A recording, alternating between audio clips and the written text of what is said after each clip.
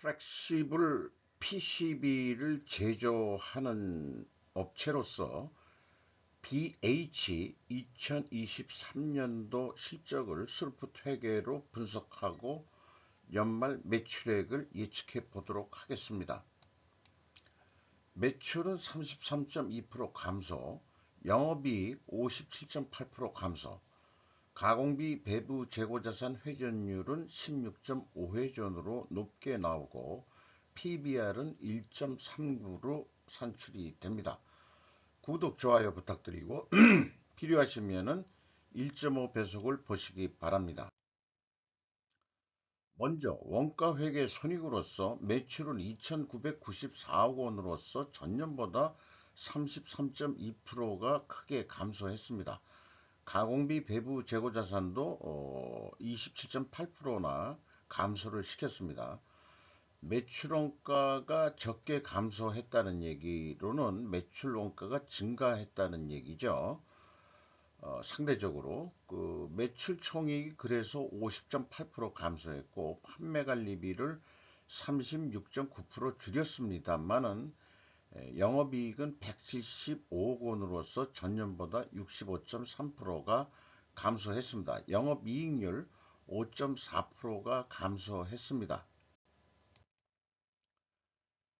스루풋 회계로 분석한 결과는 매출에 비례하는 매출 재료비는 997억 원으로서 41.9%가 감소했는데 매출 감소율보다 더 감소했기 때문에 원재료 가격이 하락했다라고 일단 여기서 1차 추론을 해볼 수 있겠습니다. 스루풋율은 5%가 근데 상승했어요. 운영경비가 21.3% 감소돼가지고 TOE 생산성 1.12로서 전년보다 0.10포인트가 하락을 했습니다. 스루픈 영업이익은 210억 원대로서 57.8%가 감소했습니다. 원가회계 영업이익보다는 34억 7,100만 원이 더 이익이 났습니다. 이것은 가공비 배부 재고자산이 감소했기 때문입니다. 스루픈율과 그 다음에 매출 총이익률 비교가 향후 또 의미 있는 지표로서 비교될 것 같습니다.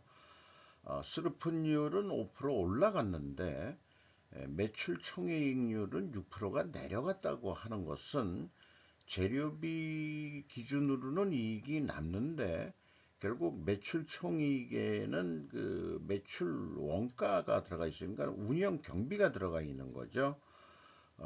그것은 그러니까 결국 운영 경비가 많이 높기 때문에 마이너스로 나온다. 이렇게 이제 대비를 해볼 수 있겠습니다.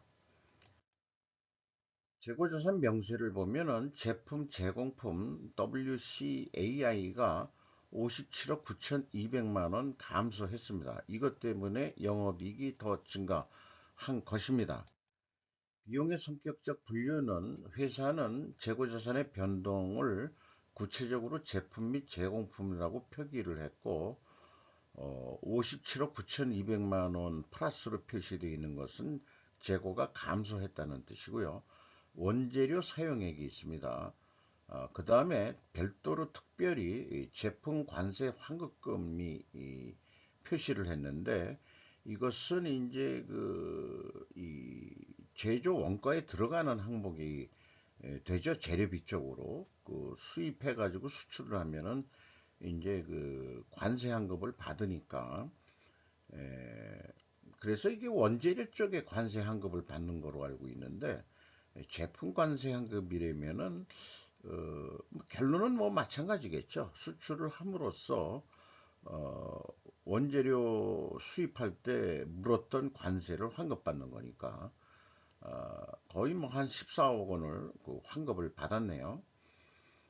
그래서 요거는 재료비에서 그만큼 빼줘야 되겠죠. 그래서 MC 매출원가 재료비는 39.6%가 감소했고 운영 경비는 21.3%가 감소했습니다.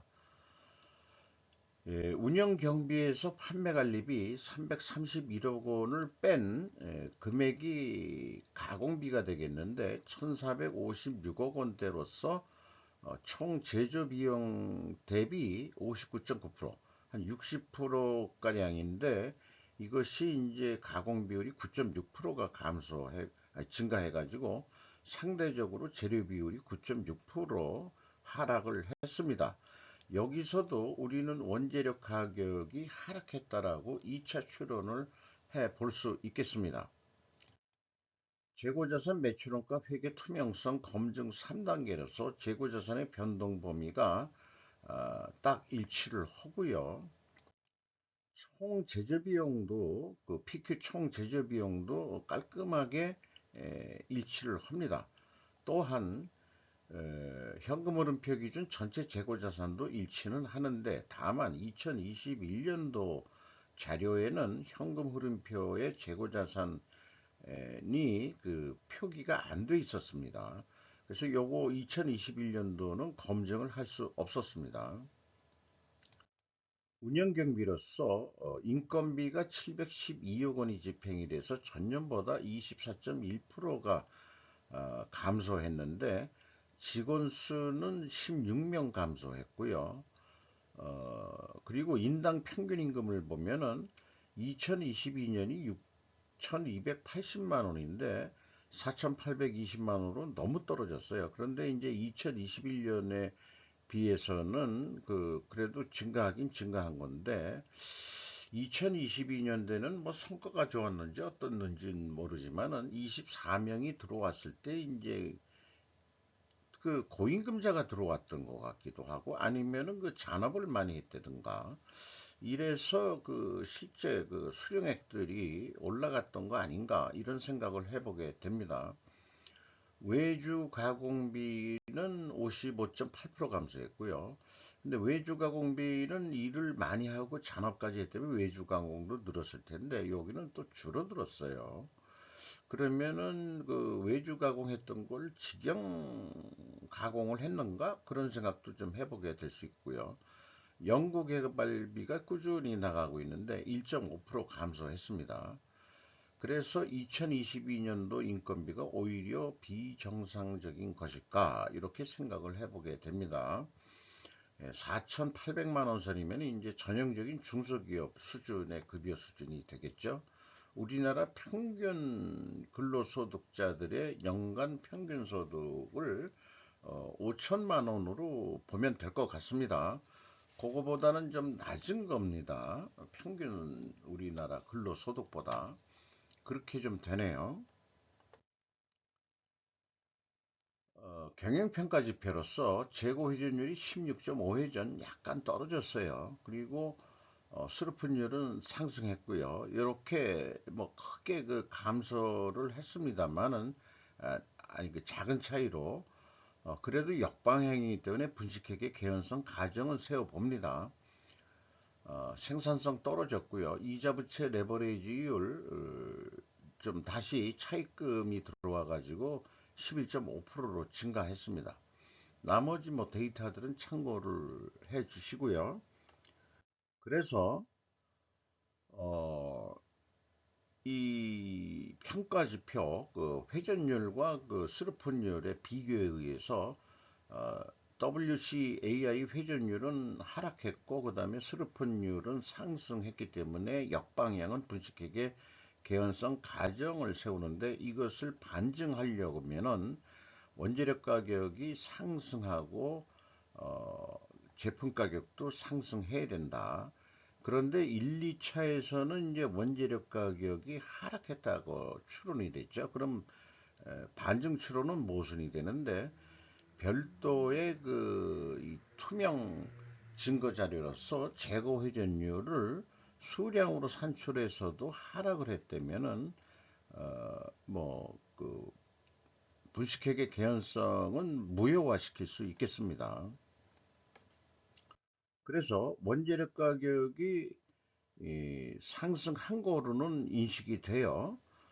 다만 판매 가격은 이 회사는 노출을 안 했습니다.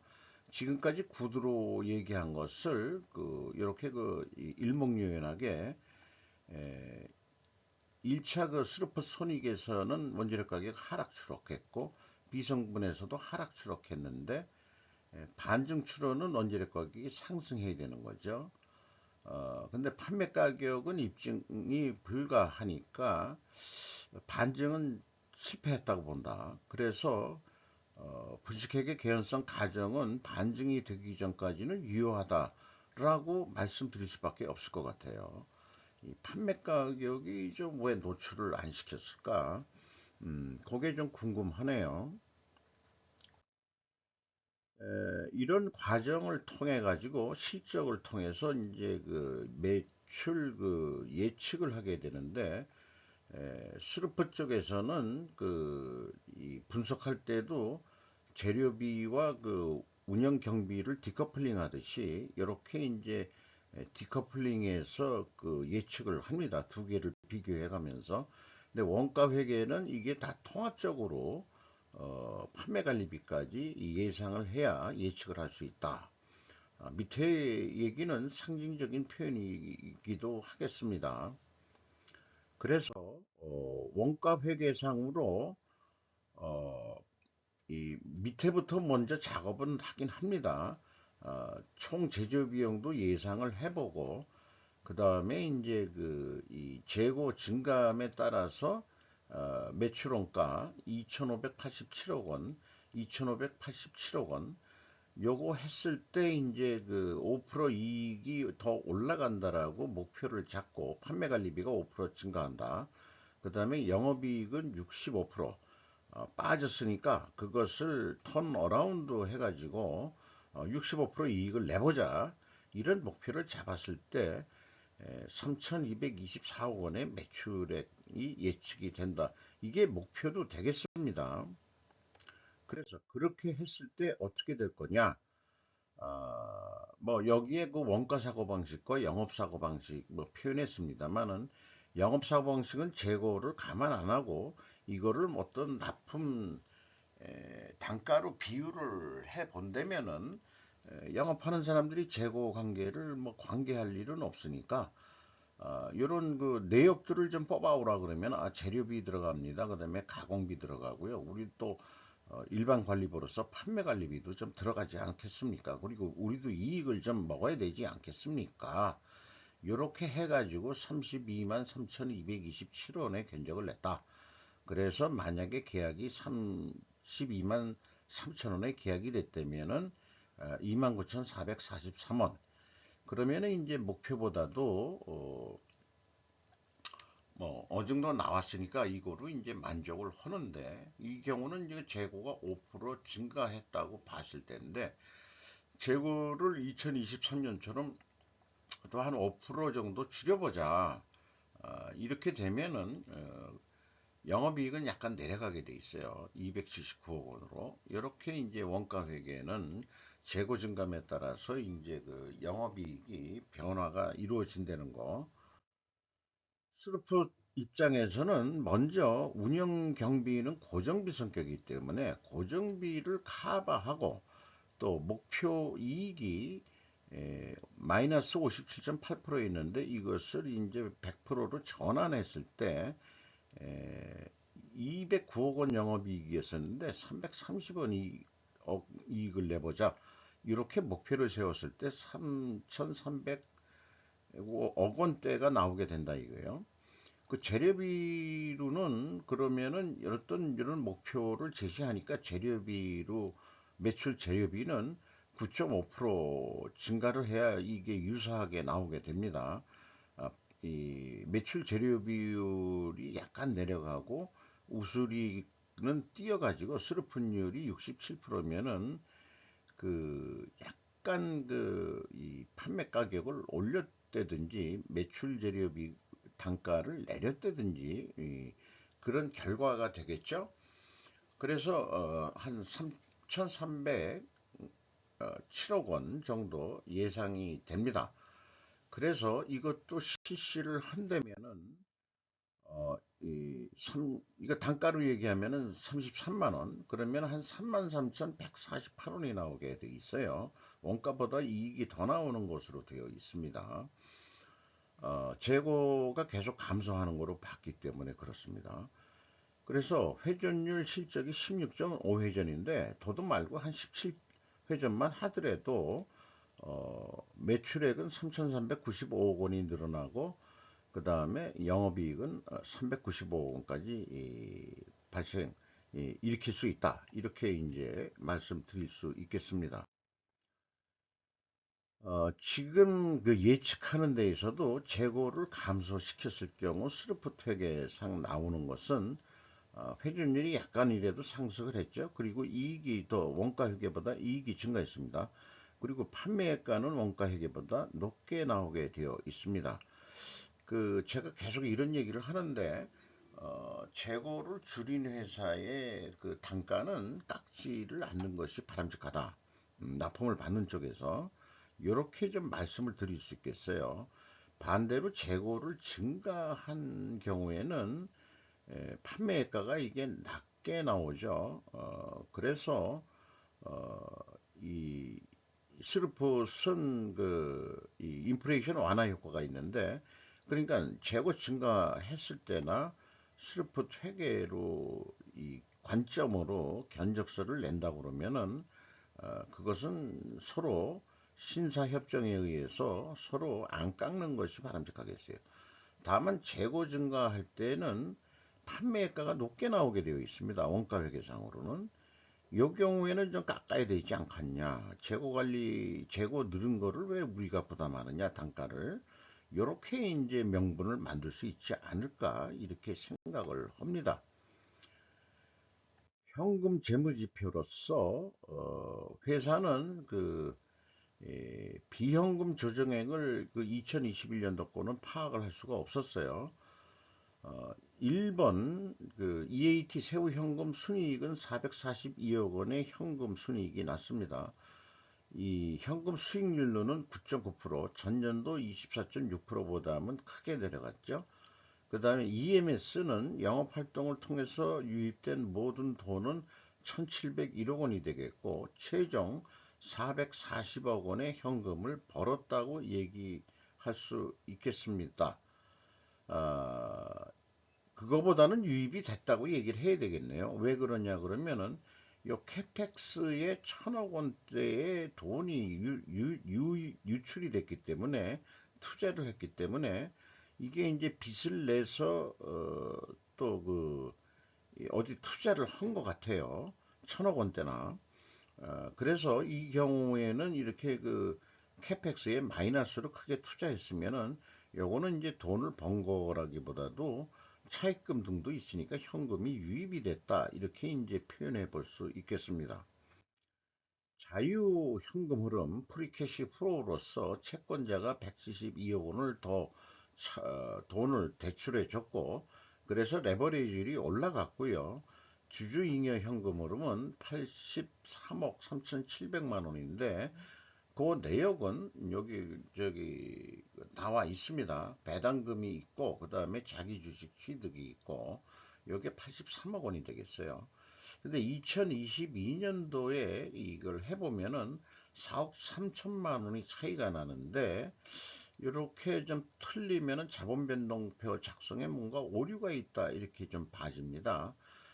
그게 기타 포괄손익 공정가치 측정 금융자산의 평가 손익을 정립을 했다. 이거는 그 기타 포괄손익에서 다 정리를 해야 되는 건데 거기에서도 눈에는 안 띄고 자본 변동표에만 요게 있거든요. 요것도 좀 불투명하게 보입니다. 이, 그런 요런 문제가 있네요. 어, 시가는 17,350원으로서 2023년 초보다 4,200원이 하락을 했고 PBR은 1.39가 됐습니다. 내려갔습니다.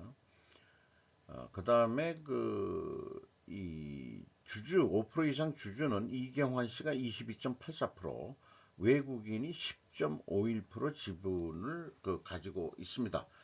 이상 BH, P 아니 F, PCB, 플렉시블 PC, PCB 제조 업체에 대한 제가 그 FPCB 업체로서 그 주로 분석하는 데는 인터프렉스라는 데가 있는데 거기하고 견주어 나중에 볼 만하지 않을까 그렇게 생각을 합니다.